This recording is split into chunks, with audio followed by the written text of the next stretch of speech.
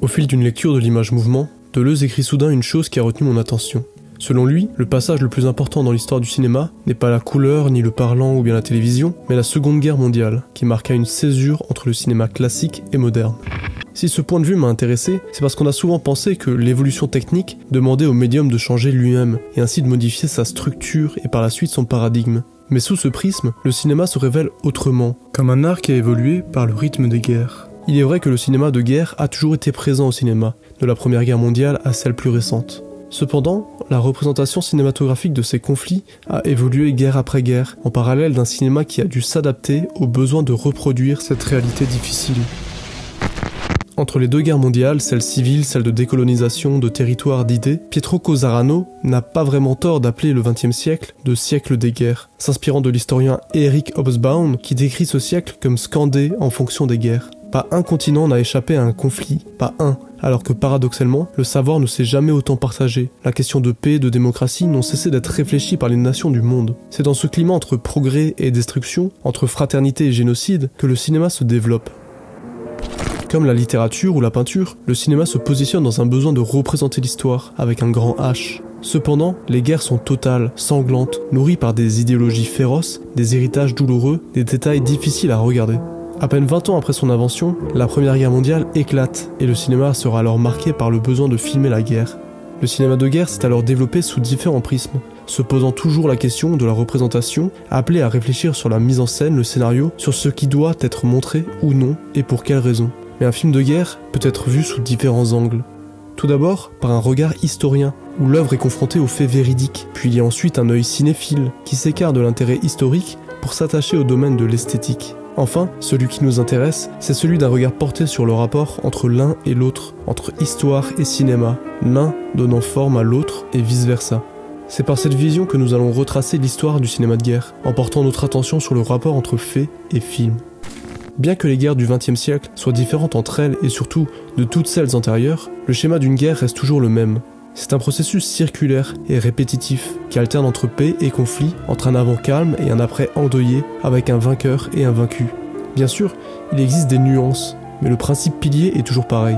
Même dans son déroulement, un mécanisme quadrillé se met en place par des étapes nécessaires qui vont de la préparation jusqu'au dernier point, qui est sa condamnation. Cette écriture de la guerre est la même pour les films de guerre, qui se répètent souvent dans leur intention au fil du temps. Nous observons très nettement ce système mimétique entre guerre et cinéma lors de la Première Guerre mondiale jusqu'à celle du Vietnam, qui porteront en elles toute l'attention de cet art.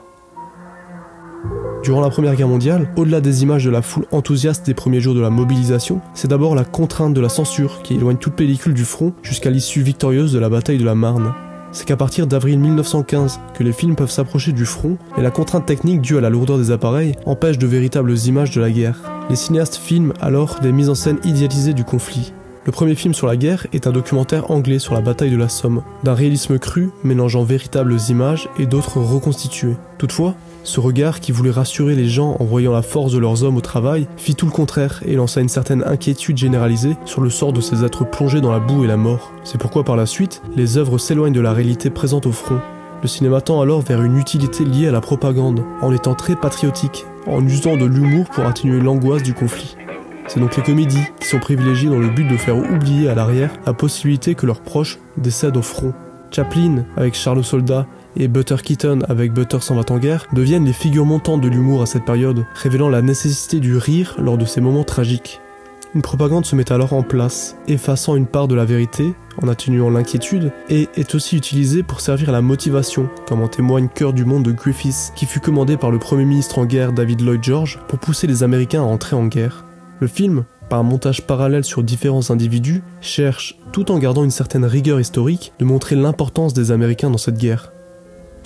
Après la guerre, le cinéma, surtout américain, s'empare de l'histoire pour le raconter de manière spectaculaire et auto-centrée, avec les 4 cavaliers de l'Apocalypse, la grande parade, les ailes, permettant de féliciter les soldats et de renforcer la belle image des vainqueurs, en particulier les Américains, qui dressent un autoportrait héroïque du pays. En Europe, les 10 années qui suivirent sont celles du deuil, comme en témoignent les quelques films diffusés comme le J'accuse d'Abel Gance, qui se positionne contre la guerre, contre cet acte inhumain, lui dont son ami, co-scénariste du film, Blaise Cendrars, a perdu son bras au front. C'est d'ailleurs la première fois qu'un scénario est écrit avec un combattant. Gance présente son film comme un monument dédié aux morts. À partir de 1927, une période commémorative s'installe en Europe avec des films réalistes et pacifiques. Ces films permettent de saisir une réalité jusque-là invisible, de vaincre l'oubli. C'est le cas de Verdun, Vision d'histoire, de Léon Poirier, dans une reconstitution minutieuse des faits avec un mélange documentaire et narratif. Il demande même à Pétain de rejouer son rôle pour certaines scènes, va sur les lieux mêmes et reconstitue les explosions. L'œuvre retrace les premiers jours de la bataille en 3 parties, force, enfer et destin. En utilisant les images documentaires, en faisant jouer certaines scènes clés de la bataille, Léon Poirier, le réalisateur, garde une vision poétique de ce désastre humain pour faire ressentir les émotions des personnages tout en installant un réalisme cru à l'image. Mais de la propagande au deuil, le cinéma de guerre devient un outil de réflexion face aux menaces à venir. Sentant la montée du fascisme, de la possibilité d'une autre guerre, les films effacent la poésie et l'héroïsme présents comme dans l'heure suprême pour rappeler les horreurs de la guerre afin de dissuader les peuples de replonger dans ce cauchemar, comme le signale le N2 très dirigé du film 4 dans l'infanterie. Ou bien le fameux À l'Ouest rien de nouveau qui cherche à montrer l'horreur du côté allemand avec ce jeune Paul Baumer qui confronte la joie de l'arrière aux atrocités du front.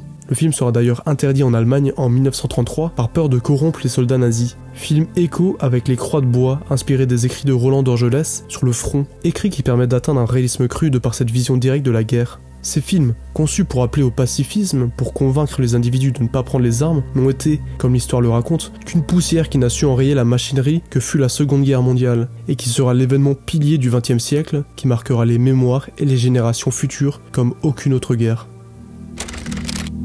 Après une vingtaine d'années où le cinéma de guerre n'a cessé d'exister, le début du conflit freine la production cinématographique, radicalement en Europe où le conflit avait lieu, et partiellement aux USA, dont le ministère de la guerre ne souhaitait pas montrer des images de morts afin d'éviter de blesser le moral à l'arrière. Cependant, les films sont des outils de savoir qui permettent de faire ressentir ce qu'il se passe réellement à l'autre bout du monde. Dès 1943, le cinéma hollywoodien reconstitue des scènes tragiques pour informer les gens des horreurs de la guerre, comme par exemple Bata Han, qui met en scène la marche de la mort de Bata Han, l'un des pires crimes de guerre du Japon. Ces films font suite à l'attaque de Pearl Harbor, dans le but d'expliquer l'entrée en guerre des États-Unis et ainsi de motiver la combativité de ses spectateurs. Ces films sont d'ailleurs toujours très codés, avec un groupe d'Américains, un but, des différends au sein du groupe et enfin une bataille finale. En fait, nous revenons alors dans le cyclisme des productions cinématographiques de guerre, où un format sert la propagande durant les conflits avant de plonger dans la mentalité d'après-guerre. Le 6 juin à l'aube est l'un des seuls films français qui se réalise juste après la guerre, montrant déjà une certaine pensée pacifiste, ou plutôt un dégoût de la guerre, dans ces images de Normandie avant et après le débarquement en juin 1944. La seconde partie du XXe siècle sera un théâtre de représentation de ces guerres, tout d'abord par une notion de vision, laissant chaque pays filmer sa guerre avec ses héros. Mais cette représentation s'étend à une volonté d'écrire l'histoire pour qu'elle soit sauvegardée par des images, comme en témoignent les œuvres sur des événements précis. En filmant ces événements, le cinéma a permis de faire connaître les micro-récits de la guerre, avec les résistants, les combattants immigrés, sur les femmes durant la guerre, sur la sortie des prisonniers, sur la mer ou le ciel, sur chaque élément de ces deux guerres, comme par peur qu'on oublie une histoire, qu'on oublie un détail, une personne de cette période. Toutefois, ce n'est pas le cas des autres guerres, plus intimes, plus difficiles à raconter, qui ne relèvent pas du bien contre le mal, comme avant, mais de questions d'identité. Suite à ces deux conflits mondiaux qui ont entraîné pauvreté et perte de repères, de nombreux pays ont connu des révolutions, des retournements politiques qui se solderont en guerre. En Russie, en Espagne, en Chine, en Irlande, au Mexique, les guerres civiles font rage, confrontant idées et fusils face à l'oppression, à des pouvoirs injustes, mais où le cinéma ne sera que rarement le médium de ces histoires, car ces guerres sont moins médiatisées à cause de la censure et des troubles au sein du pays lors des conflits. C'est sans doute le conflit nord-irlandais qui est le plus médiatisé, étant plus moderne et se déroulant au cœur de l'expansion du cinéma dans les années 70-80. En parallèle de ces guerres civiles, la guerre mondiale a mouvementé la politique, la pensée de certains territoires, de certaines colonies, qui formera les guerres de décolonisation. La première d'entre elles est la guerre d'Indochine, qui découlera sur la guerre du Vietnam et celle sino-vietnamienne. Ces conflits, tout comme l'est aussi la guerre d'Algérie, sont des guerres asymétriques, qui opposent une grande puissance militaire et économique contre des forces non conventionnelles, une nation émergente. C'est pourquoi la plupart de ces guerres sont peu représentées au cinéma, car elles forment un tabou. Toutefois, les pays dominants sont des pays où la culture cinématographique et médiatique sont très présentes, en particulier aux États-Unis, où le conflit pose problème, avec le mouvement hippie qui émerge, faisant apparaître des œuvres qui comblent le manque de représentation de ces conflits. En parler, c'est accepter que le conflit existe. Les Américains, tout comme les Français, ont honte de ces conflits. Au Vietnam, 58 000 soldats américains sont tués, contre 7 millions de Vietnamiens tués ou blessés. Comme tout conflit, il y a tout d'abord la propagande, avec le film Les Bérets Verts, qui explique pendant 10 minutes au début du film les raisons de l'intervention des États-Unis au Vietnam. Cependant, quelques années plus tard, ce sera l'instant du deuil et de la remise en question sur cette guerre. Aujourd'hui, dans une période toujours aussi sanglante, la question de la représentation de la guerre se pose toujours et encore, avec le conflit en Ukraine ou bien les bombardements incessants à Gaza. L'image a son importance pour garder en souvenir les actes meurtriers qui se déroulent, afin de les ancrer dans l'histoire. Mais il est encore trop tôt pour savoir quel rôle le cinéma aura dans ces conflits, bien que des documentaires soient déjà présents pour sauvegarder les visages de ces guerres. Au fil du XXe siècle, le cinéma n'a cessé d'accompagner les différents conflits, pour donner vie à ces derniers dans le temps, mais aussi pour agir dans le présent sur la pensée des spectateurs, ce qui permet aujourd'hui d'observer les différentes évolutions des représentations de la guerre au cinéma, en 3 étapes clés. Il y a toujours un cinéma héroïque, il y aura ensuite un cinéma victimaire, et enfin il y a un cinéma de jugement. Au fil de ces modes de représentation, la caméra s'est positionnée différemment pour s'adapter à son sujet et impacter d'autant plus le spectateur. Les films de propagande sont présents en nombre dans l'histoire du cinéma, que ce soit pour convaincre de son image comme le fils Staline, ou bien pour inviter son peuple à se battre chez les Américains, tous les camps utilisent les images pour arriver à leur bien. Pendant les conflits, et quelquefois encore après, les films de guerre chantent la gloire des héros et des drapeaux pour inviter au combat ou pour féliciter ses combattants. La caméra devient une arme de guerre par son pouvoir médiatique et de conviction sur les foules. Ces films sont l'exhibition de la supériorité d'une nation sur l'autre. Les hommes sont filmés comme des demi-dieux, toujours fiers, en contre-plongée, bien éclairés, toujours au centre de l'action, se sacrifiant pour le bien des autres. Mais ce cinéma héroïque passe aussi par le genre du burlesque, où le personnage principal se moque de l'ennemi, comme le fait Chaplin dans Schulder's Arm. Ce film accuse les Allemands des pires atrocités, dédouanant les actions commises par les Alliés, et reste dans le cliché des stéréotypes d'Hollywood, avec des Allemands avec des casques à pointe remplacés au début de la guerre, et participant donc à l'atrocity propaganda, sur l'exagération des faits pour influer sur l'esprit des spectateurs. Yankee Doodle in Berlin plonge lui dans un mélange grotesque de clichés sur la culture germanique, où ils boivent de la bière au goûter. Cet héroïsme comique participe à cette propagande spectaculaire que met en place en particulier Hollywood avec ses films d'après-guerre, où le héros américain réussit à sauver le monde à lui tout seul. Il faut sauver le soldat Ryan est d'une certaine manière l'héritier de ce cinéma, mais apporte dans sa mise en scène et son récit un changement de représentation. Bien que l'action et la violence appuient les émotions au sein du groupe héroïque, ce dernier meurt peu à peu au combat, jusqu'au décès du capitaine John Miller pour sauver Ryan. Ryan qui clôture le film en pleurant ce sacrifice sur la tombe du capitaine. Le film montre les 2 visages de l'art cinématographique de la guerre, qui penche soit entre l'admiration ou soit la compassion. Bien que les différents actes des personnages sont très héroïques, le débarquement révèle l'aspect victimaire des soldats, face à l'ennemi invisible encore. Et donc les extraits contemporains au début et à la fin de l'œuvre dans le cimetière permettent de transformer ce récit en un hommage et une commémoration. Après les conflits, il y a la réflexion sur l'après. Soit sur l'optimisme, par un progrès suite à cette période, envisageant la paix, ou bien par une vision pessimiste de l'inhumanité permanente. Il y a une vision qui s'installe vers les victimes, les futurs oubliés de l'histoire, plutôt que sur les héros de guerre filmés à l'époque. L'innocence des personnages, soldats ou autres, entraîne le spectateur à compatir et devenir à son tour témoin par le film. Quand nous observons le désastre des génocides, même s'ils sont antérieurs à nous, le fait de voir l'image nous fait devenir témoin d'un événement. Aujourd'hui, la conception moderne et occidentale de la guerre est d'avoir le moins de pertes possible. Les morts d'un camp sont alors non pas des héros, mais des victimes involontaires qui n'auraient pas dû être sacrifiées. Puis, il y a les dégâts collatéraux qui touchent les civils. Le héros est donc principalement devenu une victime innocente qui meurt sous les coups du destin et du hasard. Le héros devient finalement celui qui par sa mort, cette fois-ci involontaire, contrainte par la guerre, a changé le cours de sa vie en lui donnant une plus grande valeur par sa perte dans la notion de sacrifice pour autrui face à l'ennemi. Cette philosophie, en fait, date déjà de l'entre-deux-guerres, avec les fictions pacifistes, comme La Grande Parade, qui par les gros plans les plongées, fait entrer le spectateur dans le désastre humain. Cette notion de victime parcourra tous les autres films de guerre après la Seconde Guerre mondiale. En ce début du 3e millénaire, le passage de l'héroïsation à celui de la victimisation devient plus évident. Des films aussi différents en termes de mise en scène que La Tranchée, La Chambre des officiers, Un long dimanche de fiançailles ou bien encore Les Fragments d'Antonin ont en commun de s'intéresser avant tout aux conséquences psychologiques, aux traumatismes individuels ou collectifs engendrés par la guerre. Par le biais du traumatisme, le cinéma de guerre s'échappe de la notion d'héroïsme ou de victimisation. La plupart de ces films amènent à une idée commune que le Joyeux Noël de Christian Carion formule grossièrement sur fond de pacifisme utopiste où les soldats s'arrêtent de se battre à Noël, car c'est Noël, et qu'il faut se faire des cadeaux, que finalement la guerre n'a aucun sens. La guerre, prise dans son ensemble, arrive à donner sens à ces actes. L'Europe se défend face à la menace nazie, la France se défend face au mouvement nationaliste en Algérie, les USA contre le communisme chinois en Corée et au Vietnam. Mais sous le prisme de l'individu, la guerre est un non-sens pour la plupart. Qu'ont-ils fait à ces gens pour devoir les tuer ? Cette question fait suite à celles ouvertes par Gans dans son J'accuse, où il se demande si tous ces morts ont servi finalement à quelque chose. ou bien Chaplin, qui dans son monument Le Dictateur ouvre une porte avant la Seconde Guerre mondiale sur la nécessité de dominer l'autre par la violence au sein d'un discours des plus pacifistes. Même au sein des ennemis, entre guillemets, l'irrationalité de la guerre se développe par le film Un débris de l'Empire de Friedrich Ermler. L'œuvre se penche sur les 8 années de conflit en Russie. Elle ne met pas en scène la guerre, mais le trauma en URSS qu'elle a apporté, et garde un constat pessimiste de la guerre. L'antimilitarisme s'installe autour de ces questions, en particulier lors de la guerre du Vietnam, qui trouble le peuple américain. De nombreux clichés d'enfants qui souffrent de cette guerre animent le pacifisme ambiant aux USA. C'est pourquoi un cycle sur cette guerre s'installe dans les années 70 au cinéma. Tandis que Voyage au bout de l'enfer témoigne de l'impact des soldats dans une guerre sans sens et où la mort rôde au hasard comme le symbolise parfaitement la roulette russe, Apocalypse Now appuie l'idée de la guerre comme vecteur d'inhumanité à cause de son absurdité. Risquer sa vie en tuant des inconnus pour des raisons nébuleuses sera jamais l'origine du traumatisme de guerre que représentera certains cinéastes dans La Chambre des officiers ou L'échelle de Jacob, qui tous deux nous plongent dans cette guerre qui dure dans l'esprit des soldats. Tous les grands réalisateurs et acteurs se donneront pour dénoncer la guerre. Tom Cruise dans Né un 4 juillet et Willem Dafoe dans Platoon d'Oliver Stone, ou bien Sean Penn dans L'outrage de Brian De Palma, et finalement Kubrick avec Full Metal Jacket. Dans ce film, Kubrick ouvre son œuvre sur l'avant-guerre au sein d'une caserne américaine.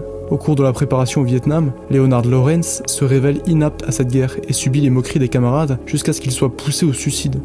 Kubrick témoigne l'impossibilité d'être antimilitariste durant la guerre. Lawrence, lui, l'était contre son gré, tandis que son camarade Guignol, lui, essaye de s'en convaincre de ce pacifisme avec son casque et se voit engrainé jusqu'à chanter la mort de l'ennemi. Ce film suit tout un mouvement qui s'installe après la Seconde Guerre mondiale.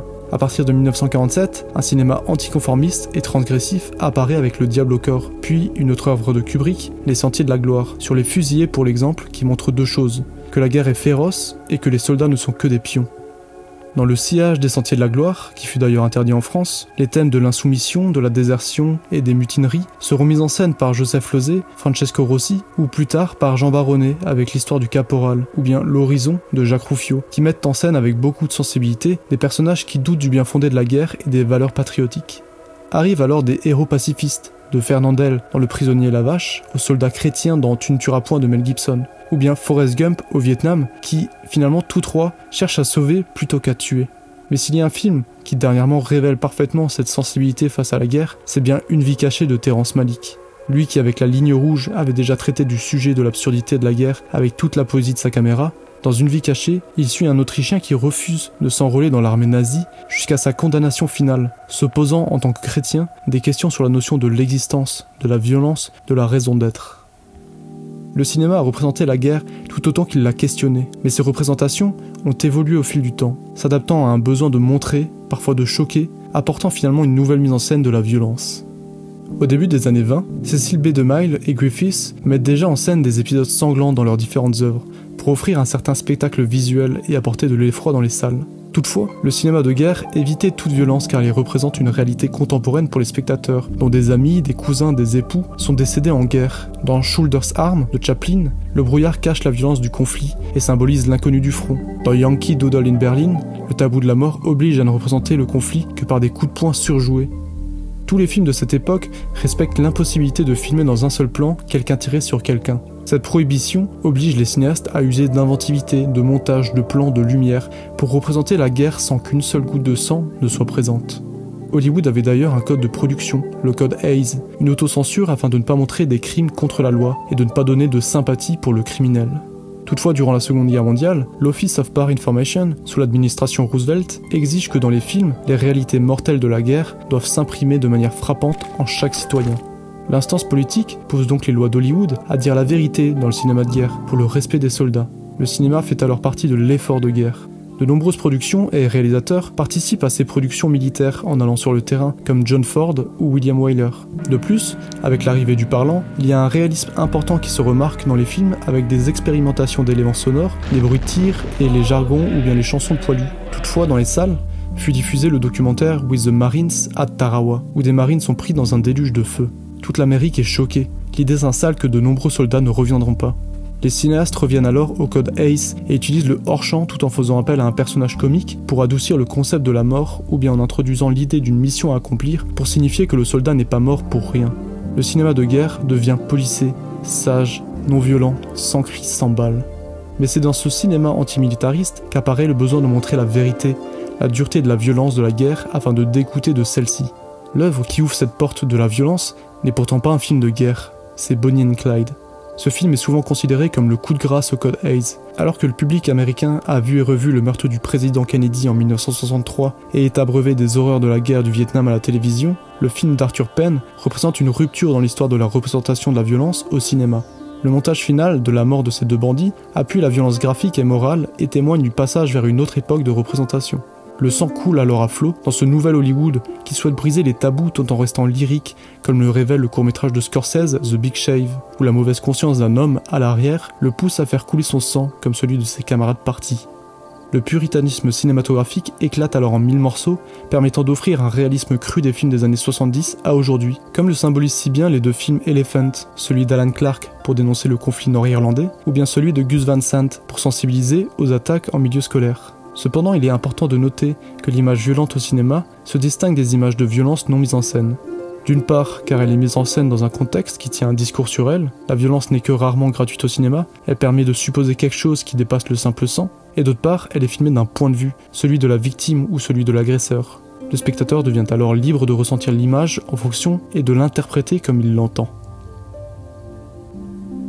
Le cinéma de guerre a permis cette ouverture vers un cinéma réaliste, dans un besoin de s'exprimer. La guerre est un phénomène extrême qui pousse le cinéma à ses propres limites de la représentation. Le but n'étant pas de représenter la pure violence, mais cherche à dire quelque chose de par la mise en scène. Il y a une différence entre un film de guerre qui souhaite offrir un spectacle et celui qui met en position de critique le spectateur. En brisant la barrière des tabous de la représentation, le cinéma de guerre a aussi permis de faire réfléchir la notion de représentation, afin de filmer pour une pensée, pour une intention. Selon les historiens, les hommes du Paléolithique ne faisaient pas la guerre, et elle n'apparaîtrait donc que plus tard comme un fait historique, et donc peut-être finalement appelée à disparaître, tout comme elle est apparue. C'est en fait un phénomène culturel, car elle dépend des périodes, des peuples, et est différente d'un lieu et d'une époque à l'autre. Romain Gary disait qu'aucune œuvre n'a jamais empêché une guerre, et ne le fera jamais. Les films de guerre qui appellent à la paix, au moment de leur réalisation, seront plus tard les images qui serviront à comprendre pourquoi la guerre a donc disparu.